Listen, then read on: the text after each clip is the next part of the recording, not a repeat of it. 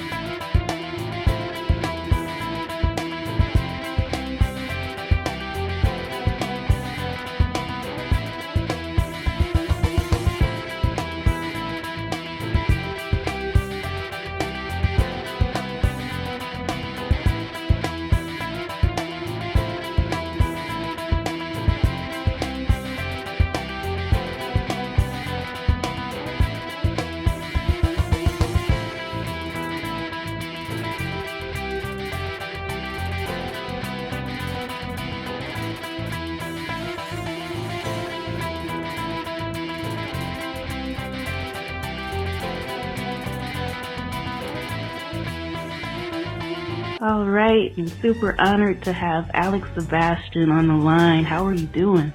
How you doing, Montes? How's it going? Pretty good, pretty good. So if you could just let the listeners know a little bit of background about who you are and what your relationship is with music. Absolutely, pleasure. Look, I started in the music scene probably in the early 90s. Obviously with a rock background, and have been in an awful lot of bands, I guess to say. With just basically, I think my musical journey started with the passion to want to write songs. So that's where it all began, and then from there it kind of took me into a few different areas where, I was playing with jazz players, rock players, all kinds of stuff, R&B. I have got a very rock voice, obviously, on the songs, most suited to that. But basically, it was really the passion to write songs that got me into music. So yeah. That's amazing. So you had the passion there. Is there anything that you do in particular that, kind of helps motivate you when you're seeking, for that energy, something to pull from? What do you do to kind of get the creative juices flowing? Yeah, absolutely. Really great question. A lot of the times it is, personal experiences that I've gone through in life. You'll note that if you hear my songs, you'll catch a lot of that in the lyric. But I guess it's also relatable to other people that are going through things. But I tend to draw from a lot of hardships, unfortunately. When I'm feeling happy, I can write like a pretty quick riff and kind of rock it along. But there's something different when you're going through things, Right.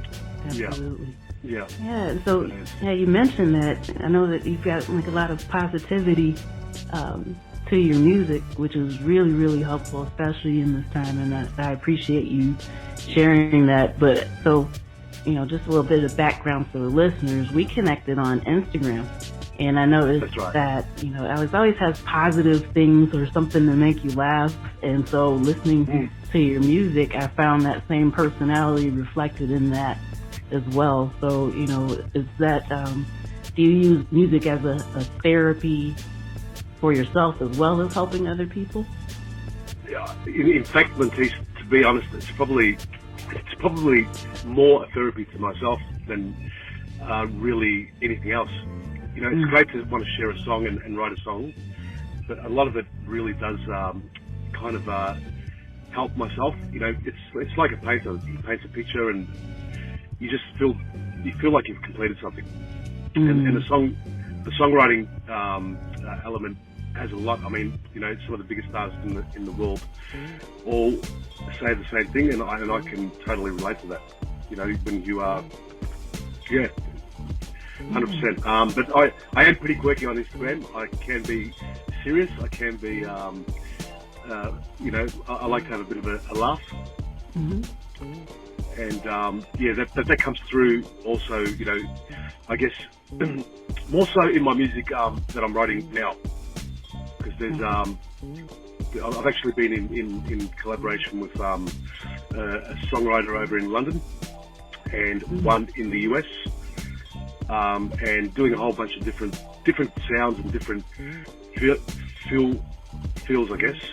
That I guess you can get caught up when you're writing solo because you tend to write a certain style, you know what I mean? But when you collaborate, it allows you to see things differently. Right. Yeah, so it's pretty cool. And it stretches you a little bit, yeah. Absolutely. I know people that kind of struggle to do collaborations, but I actually really enjoy it because it's great to hear your point of view and to say, hey Alex, man, what about this or that? And it's like, wow, I never thought of that. So I really enjoy it, to be honest. Yeah, that's great. That really is. Yeah. So in addition to writing songs and singing, you play the guitar just so beautifully. How long have you been doing that? Not to make you date yourself. You can give an estimated time if you want. In fact, it's a really funny story because in my teens and 20s, I kind of, well, in my teens really, I was writing with guys from school and things like that, and then just realised they're not really catching my drift on where I want to take the song. So I had this old acoustic, and I actually picked up the acoustic guitar at about 22. So I started learning the basic chords and just, obviously I'm not tone deaf, thank God, and I could hear where the bass note was, and I'd end up finding the chord and starting to write my own songs like that, which was a lot easier, and then a lot easier to produce in the studio, when you've got a really great guitarist to be able to help you out with leads and things like that. So, but yeah, definitely the guitar was more of a thing that I fell into because of the fact that I just wanted to write songs. So it was more, it's that singer-songwriter kind of background. Okay, so kind of born out of necessity. Yeah, for sure. And it's good because, in bands live, I can be the rhythm guitarist, not a problem. I wouldn't call myself the lead guitarist, and I'd love, all the guitarists. I mean, today's such a sad day with Eddie Van Halen. Pretty much grew up on Van Halen, so to speak. So yeah, but it's a beautiful instrument to be able to help you with your songwriting. Absolutely. And, so with some of the music that you have out there, do you have full-length projects released, or is it something that you just kind of do one song at a time? Yeah, well, look, I was in a band called Outcry, and we actually released one full album and an EP. And a lot of the songs that you see on the Alex Sebastian Reverb Nation page are the Outcry songs that I wrote and co-wrote with some of the guys in the band. But these days, it is a little bit different because I'm more solo. So it's a lot of the stuff that I'm writing now for the next EP that I want to release is basically myself. Yeah. Okay. Yeah, so it's always, especially with this day and age of the way things are, I can, I just had, as I'm about to get your call, Monteith, I actually got a few emails from a songwriter, and through him he passed on 3 songs, and we're doing a lot of online writing. Okay. Which is pretty cool, so... Yeah. I mean, to think about the blessing that technology is, especially, in this time frame during the pandemic, to still be able to remotely work with people and get those collaborations done, it's a beautiful thing. Super essential, yeah. I think there was a time there that we were trying to buy some recording gear, and the guys had run out of stock because everyone kind of packed up their studios ready to go because they knew they were going to be in lockdown. And so yeah, absolutely, technology is amazing to be able to do that. Yeah, absolutely. Yeah. So yeah, cool. You had mentioned how influential Van Halen was. Are there any other groups or music artists that you feel have influenced you personally or had an effect directly on your music career? Yeah, absolutely. I mean, look, coming from a rock background, I was fortunate to meet John Bon Jovi, a few of the big boys in the rock game, and it's just interesting how the longevity of their career, and you just look at how they've gone about it. It's really been more about the song and not really focusing. I mean, there's a business side to the music, always, but there's also the passion's got to be first, and that's got to come out first and foremost. If the people don't connect with your music, well then forget about the business because it ain't going to happen.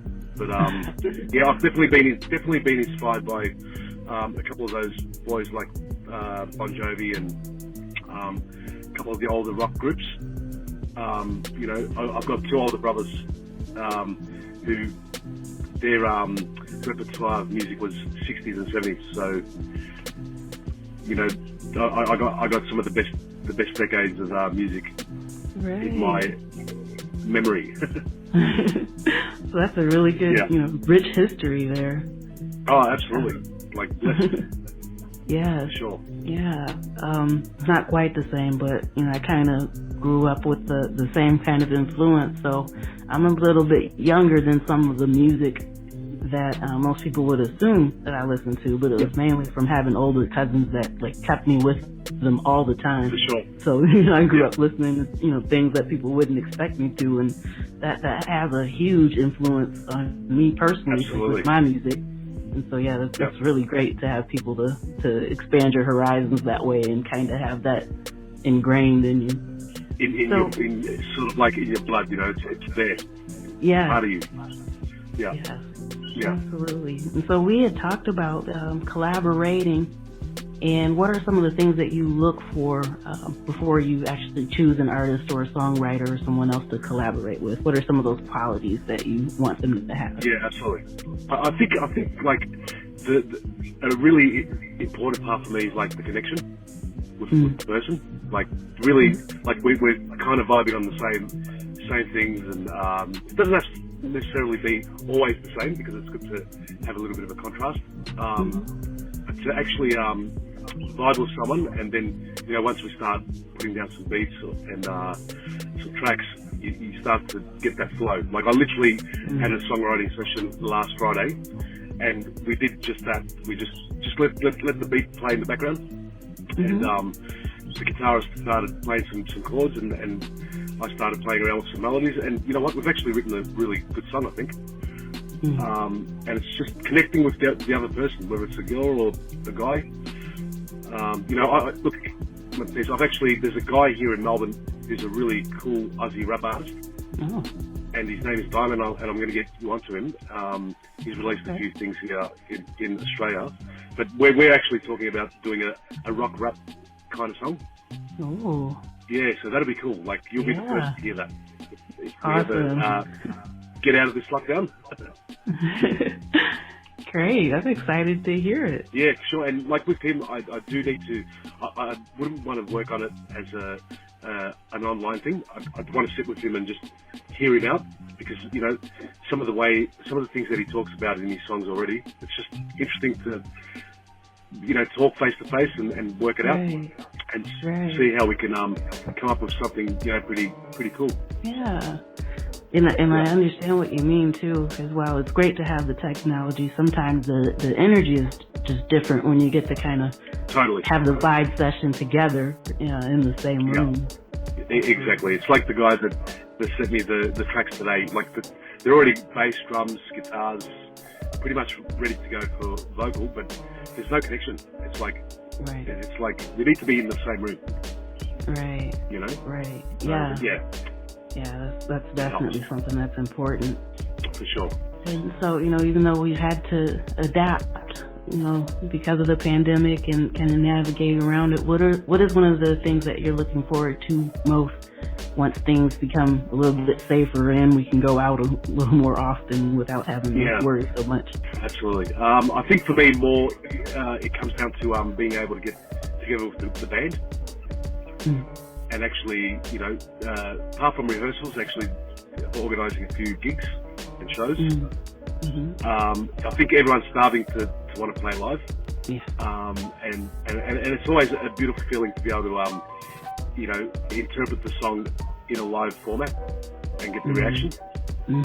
So for me, like, probably more so for me is even the recording studio. So literally, you know, recording drums, then doing the bass, guitars, vocals, keyboards. That's something that I'm really looking forward to, actually going into the studio and getting the songs structured and tracked. Yeah, that'll be cool. Yeah, because it's also nice when you've had these ideas that you've been kicking around working Yeah. on, but to actually get it laid down and hear it played back, there's like such a huge sense of satisfaction when that happens. Absolutely, especially like when you put a drum beat down and it's the right timing and it keeps the demo going, but you get the real drummer involved and all of a sudden the song comes alive. Right. Yeah. That's pretty cool. Yeah, it's a different way to look at it, I guess. But yeah, I love that part. Probably exciting. Yeah. So, before we wrap this up, if you could let people know, where they can find you, your music, they can follow you, listen, and what they should be on the lookout for, that would be excellent. Yeah, no, that's awesome. Well, look, at the moment, Montes, I am only using the Reverb Nation page, reverbnation.com, Alex Sebastian, and it's got pretty much the catalogue of songs that I've been playing live and working with. And I think in 2021 I'll set up a proper web page, and I do want to get a lot of these songs put on streaming platforms. Because just to cut a long story short, we were in a record deal a few years ago, and it kind of went a little bit south, and we had to change the arrangement. So it's now getting to the point where 2021 is going to kind of free me up. Okay. And so really you can find me on Alex Sebastian, reverbnation.com. And then if you really like the music and you enjoy what I'm putting out, I'm going to have a lot more info on that to follow me through other platforms, I guess. All right. Yeah. Awesome. If there is one thing that you can think of that you've learned throughout your career of doing music, a piece of advice or a thought that you could leave with our listeners, what would it be? Absolutely. The best piece of advice that I could give someone, or a younger guy or girl, is, just do it with 100% passion. Don't try and be a rock star or a pop star or whatever it is. Do it because you love it. And if you do it because you love it, people catch that energy. So just have passion. Really do it with all your heart, and people will catch that energy, I think. Yeah. So definitely passion. That's so beautiful. 'Cause, you had mentioned before about, it can't just be about the business, because when it is, you can definitely tell, and the music suffers for sure. That's absolutely. Excellent advice. Yeah, no.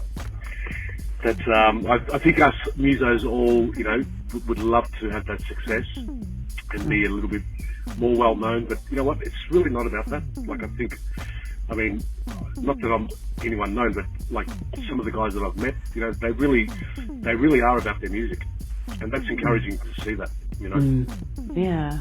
If they keep the focus where it needs to be, then the rest of it will come later. Yeah. Exactly. Yep, that's right. Oh, great. So is there anything else that you'd like to share? You know what? I just want to say thank you, Montes, for giving me the opportunity to talk to you and being able to share some music from Melbourne, Australia. And it's an honour. Really appreciate the opportunity. Great. No, I really appreciate you coming on the show and sharing your stories, your experiences, and your wisdom with our listeners and with us. So, I really appreciate you taking the time out, and, with the time differences. And so, we really appreciate you coming on. And I hope great. I hope that you'll be willing to come back and join us again sometime soon. Absolutely, 100%. And please send my regards to Breezy. Absolutely, will do. All right, thank you. Thanks for that. Oh, I really enjoyed speaking with Alex Sebastian. That was such a great time. I love his energy, his positivity, and I really can't wait to have him back on the show again. Well, the way that's working out, we started out global, worldwide, and hey, that just sonatifies that, Yeah. Things are happening, stuff is popping, and that's a really good vibe. Absolutely. And so, as I had mentioned earlier, we have Sean Cobain coming back with some wisdom to share with us and the listeners. And so we're just going to go ahead and get into that right now. Solid. We're excited to hear what you have for us. Oh, yes. I could be here again. Definitely appreciate the opportunity. Always look forward to anytime I get to link up with you two. So, kind of like a kid on Christmas morning. I've been waiting for this all day. Right, all right. So, quick tidbit. I just want to go right, let me dig right into it, dive right into it, rather. I just want to talk about mental health within the Black community, and especially professionally, as far as what we do. I think that's something that's overlooked, and I can only speak from the aspect of a Black man in the community and the history that we weren't always welcome and open to talk about how we feel, our vulnerabilities, as if we're robotic. But the more I think about that, I kind of had to go back to the history and kind of why we were taught that within our homes. And it really goes back to the times of slavery, et cetera, to where you couldn't show any type of weakness, you couldn't show any type of vulnerability. And those are conditions of survival. But at the same time, we never really integrated in a full capacity because we didn't understand that it was okay to be vulnerable, or it was okay to have these thoughts, and that these things are actually normal. And it will spiral out of control if you don't get those resources and if you don't get that help. But once again, within our community, everything we're taught to keep it in home, to kind of deal with it. Sometimes a lot of people just tell you to pray about it. But the thing about it is people don't know how to deal, or they don't know what to pray for. You're doing them an injustice and a disservice in a sense. And sometimes that can add to their frustration. So one of the things that I try to do, and even years throughout the leadership, I was always conscious and aware of how I felt, and try to be conscious and aware of the people around me and how they felt, especially if they were in a leadership position or if they were in a position to where I was the leader. So with that being said, being aware of yourself, being aware of where you are with your mental health, it can go a long way to help others. And it actually helps you, and it can help you identify and progress through your career, because you can see things in people that they don't necessarily know exist. So a few different websites, NAMI.org, and that's National Alliance of Mental Health Illness. I love the website. That was provided to me by Whitney Banks. She works with the Community Mental Health Organization out of Lansing. That was one of the websites she offered, and it's really easy to navigate, very straightforward. When you get on, one of the first things that you click on and you see, they list about 17 symptoms to help you identify with stress and depression. And if you read those will be a lot of common things that you deal with on a day-to-day, and you kind of feel like, as I read those, I feel like there's someone that understands right away. Mm-hmm. I think it's important for just the community to be exposed to that. It's easier to go to websites. It's easier to send text messages, which they also have an option for, which is awesome. I'll give you that information here shortly. But realistically, to go through those 17 checkpoints to help you identify if you're overly stressed or if you're depressed. And these are tailored more towards, Black and brown people, because realistically, we just don't get the resources or the help that we need to identify these issues in our community. The other one is childrenmn.org. Again, that's childrenmn.org. That's mental health support for children and teenagers, for Black children and teenagers. And it also provides resources and information that we can lend to our community. And again, it's simple. It's over the internet. You can read it at your leisure. You can read it privately. It's not something that you have to be embarrassed about. And then last but not least, it's McLeanHospital.org. McLean hospital.org. And they're a part of the Harvard Medical School affiliate. So that goes to show you that there are people out there who are catering and tailoring to our needs.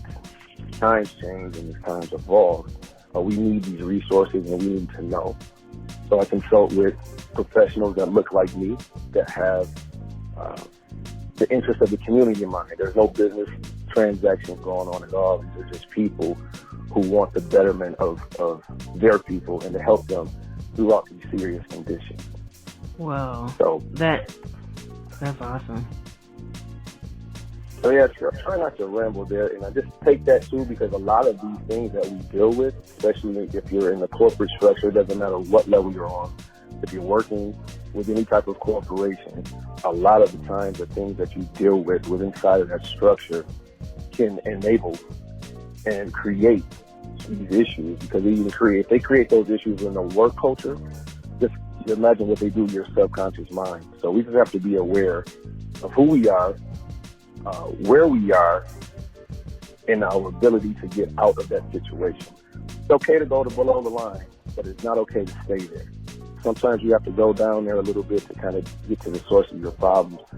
But we just have to understand that we do have resources and we do have people that can reach out to us.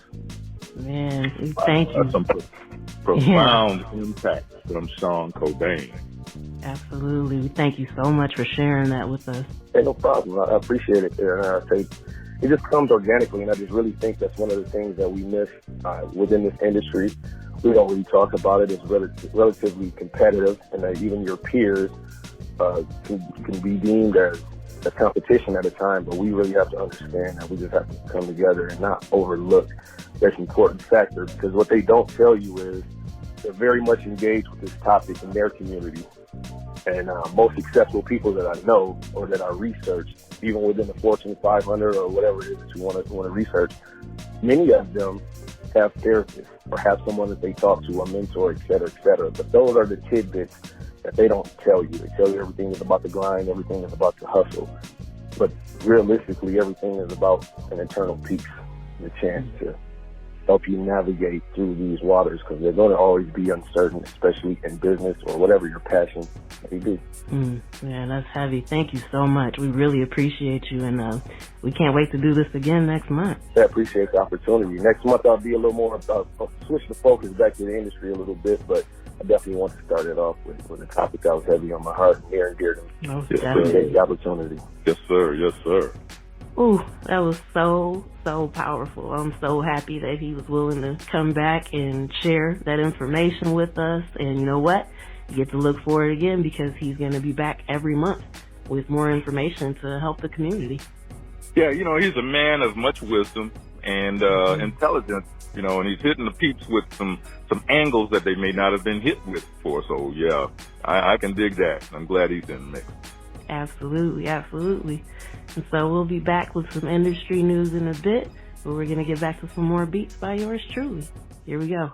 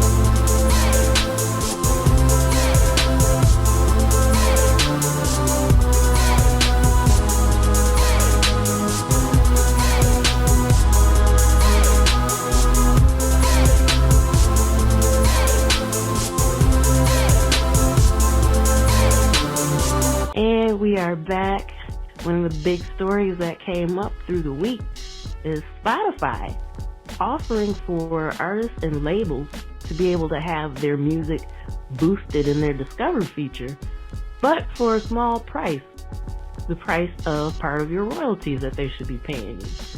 So some people look at it as a new opportunity, and others not so much, because as we know, Spotify doesn't really pay very much in royalties to begin with, and they haven't really been clear about exactly what percentage of your royalties you have to give up in order to have your music boosted. Well, that requires a lot of forethought and a lot of digging into. There's a cloud there, so before you sign your name on that line, make sure you look at that cloud thoroughly before you get in there. Make sure you're getting in where you're sitting there. Absolutely, because if you're already receiving fractions of a penny per spin, it'll be even less if you choose to do it. And also, that kind of brings up the merit of their Discover feature. So as opposed to keeping with the algorithm to determine what people like, now you don't know if you're actually being shown a song because it fits with what you've been listening to, or if the artist just paid to have it boosted to you. So, food for thought. We'll be back with more topics after this.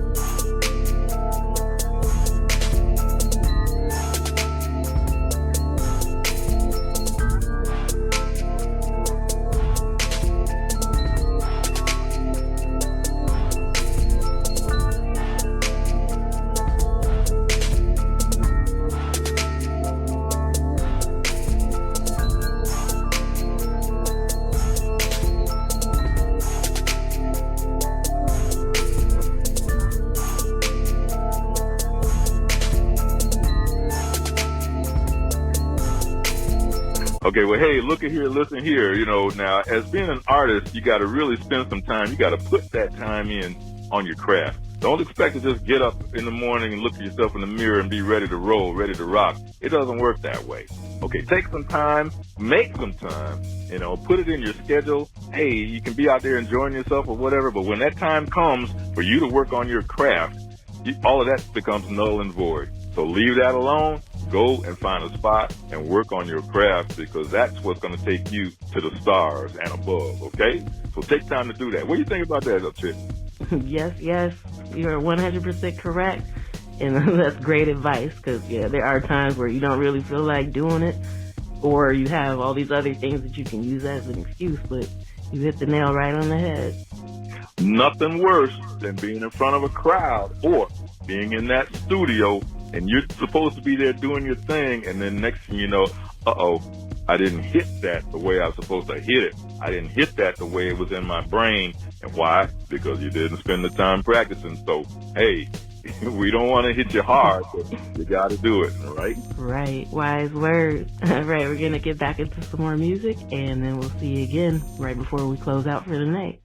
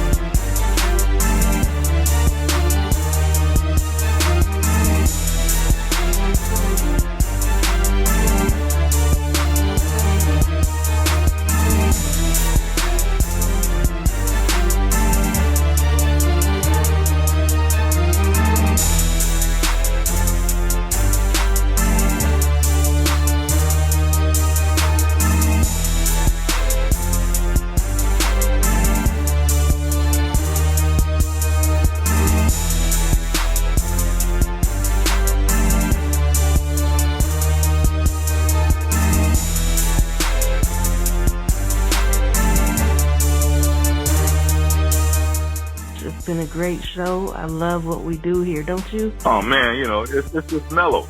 It's a mellow, and I mean, how much more can you get than being mellow? So and the mellow grows.